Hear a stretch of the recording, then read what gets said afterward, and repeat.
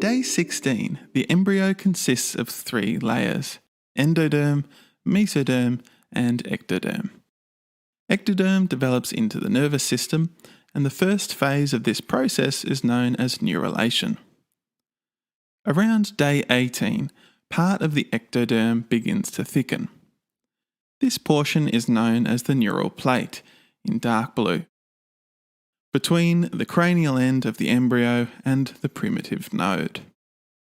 Neurulation is the process of neural plate becoming neural tube. Got a schematic animation here to try and illustrate that process. We'll break this down day by day throughout the rest of the video.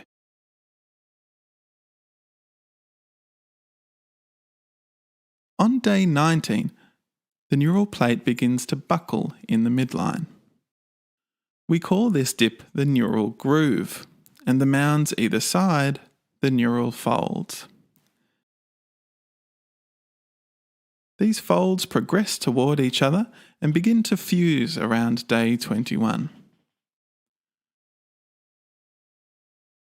Where they have fused, they form a hollow cylinder, which is the neural tube. Fusion then continues in synchrony toward caudal and cranial ends. The as yet unfused portions are known respectively as the cranial neuropore and caudal neuropore. Pore literally means minute opening. The minute opening at the cranial end closes around day 24. And the caudal end closes around day 26. A particular group of cells reside at the peaks of the neural folds.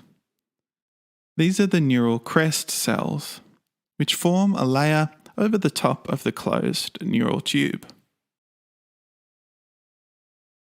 These develop into most of the peripheral nervous system. To sum up, neurulation is the process of neural plate becoming neural tube. The closure of the neural folds begins in the centre and zips up towards either end. The central nervous system is developed from the neural tube. It's worth mentioning that by this gestational age, the embryo has started curving into the fetal position. We've kept the ectoderm flat to keep our schematic version really simple, but these pictures from Gray's Anatomy accurately show the embryo at around 21 and 31 days. The neural tube curves through the back of them, like so. That's it for now. Hit subscribe if you